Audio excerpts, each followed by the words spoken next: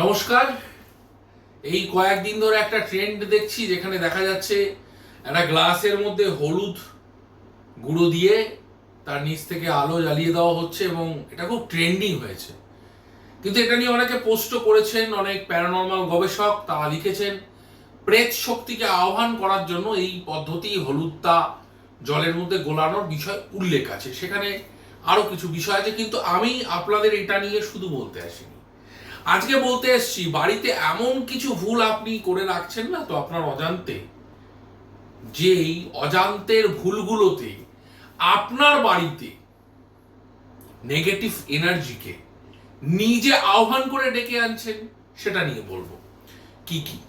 ধরুন আপনি আপনার বাড়ির এমন দু একটা ঘর আছে যে ঘরগুলো ব্যবহার করেন না, অথবা স্টোর রুম, সেখানে দেখা যাচ্ছে একটা আয়না রয়েছে, অথবা একটা ভাঙা কাঁচের টুকরো, মানে আয়না, প্রতিবিম্ব যাতে দেখা যায়, সেটা দীর্ঘদিন পড়ে রয়েছে।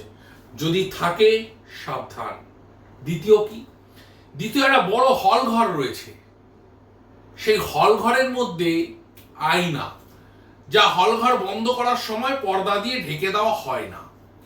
দীর্ঘদিনের পুরনো হল ঘর পরিত্যক্ত হয়ে আছে বা নেই, সেখানেও কিন্তু এন্টিটি থাকতে পারে। আয়নার একটা আলাদা জগৎ আছে। আর কি কি? ধরুন আপনার বাড়ির ডাইনিং রুম প্লেসটা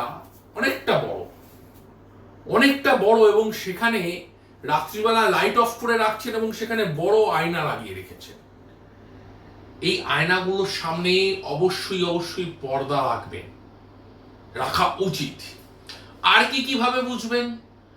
যদি দেখেন অমাবস্যা পূর্ণিমা তিথিতে বাড়িতে শুয়ে আছেন, হঠাৎ দেখছেন ছাদের মধ্যে মনে হচ্ছে কিছু দুপদাপ আওয়াজ হলো, কিছু পড়লো, এবং সেই সময় তৎক্ষণাৎ ছাদে গিয়ে দেখলেন না, কিছু পড়ে নেই, ক্লিন ছাদ। এই কানেকশনগুলো যদি দেখেন তাহলে বুঝবেন বাড়িতে নেগেটিভ এনার্জি রয়েছে।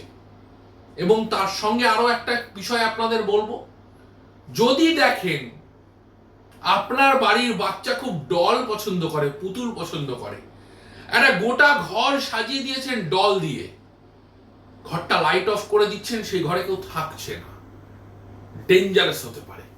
এই পয়েন্টগুলো আপনাদের সতর্ক করার জন্য।